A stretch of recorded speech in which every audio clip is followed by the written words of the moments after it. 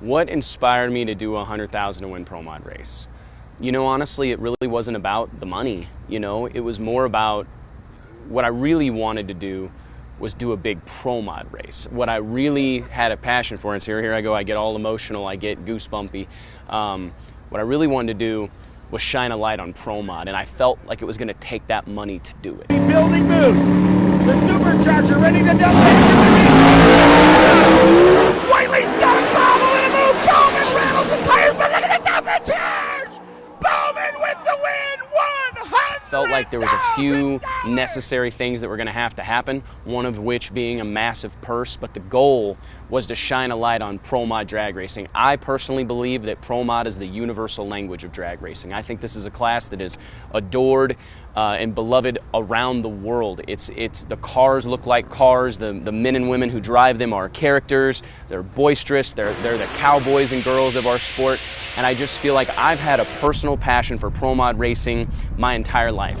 It's always been the dream to go Pro Mod racing. I mean, if I won the lottery, I'm going Pro Mod racing. And I love these people. And I think the biggest thing for me was that I wanted to create an opportunity to spotlight Pro Mod. Quarter mile, traditional, what I believe is real Pro Mod racing. Quarter mile, legal cars, and put these guys up on a pedestal and treat them as I believe they deserve to be treated. I want to create an environment in drag racing where people aren't trying to work their way up to nitro racing. I want to make sure that Pro Mod is a destination category.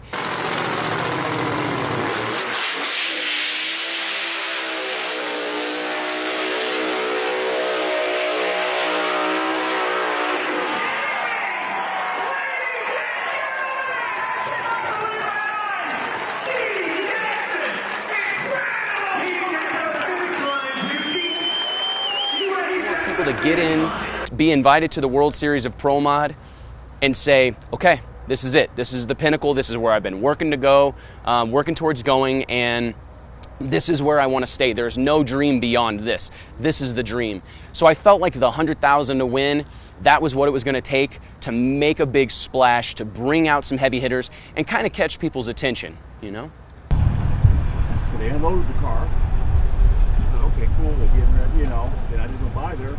It's a funny thing. I was fortunate enough when I was 21 years old to be an IHRA track operator in Iowa. It was my first job in drag racing, and I made a dear friend those couple of years in Iowa, and it was our tech guy at Eddyville Raceway Park. Rock Carzoli is his name, and Rock, it makes me, it's so humbling. 12 years after Rock and I parted company, and Rock stayed with the racetrack and I went on to start Drag Illustrated. We kind of went our separate ways. Rock was my best friend in the world during all that. I was a young kid. I was a bull in a china closet. I was a third the age of most of the racers. It was a very unusual situation, most assuredly in over my head. And Rock was by my side the entire time, and Rock drove all the way out here 9 hours from Des Moines to be here and help me do tech. Get ready, fans. This is what it's all about. This is what we paid to watch. This is what we sat here throughout the week to see happen. How many Pontiac fans want to see that young Colorado kid put that man from Kansas on a trailer? What's my bigg's takeaway Get from this ready. event? Here we go. Hands in the air. I think that we've planted a seed. I think that I'm an excitable guy, and I get really wound up, and I sometimes get lost, admittedly, in trying to get to the finish line or thinking there is a finish line to all these things, or that there's some XYZ number of fans that are going to be here, or number of parking passes purchased, or number of cars, and I've kind of realized that those things are so, it's all part of the journey. You know, I know that's a very cliche thing to say, but it's so true. And I think that my biggest takeaway is to let go of all these preconceived, okay, we need this many cars, we need this many fans, we need this many cars in the parking lot. You know, it's all really irrelevant because we've planted a seed. And I know that we're going to have to water it. I know that we're going to have to nurture it. And I know that we're going to have to grow it. But I can tell you right now, again, you can walk through those pits. You can walk through these top sportsman pits. These people are so excited to be here. They're so proud to be a part of this. The fans that are here, I had fans coming up to me and shaking my hand last night saying thank you. And I'm going, thank you. You spent $25 to get in here.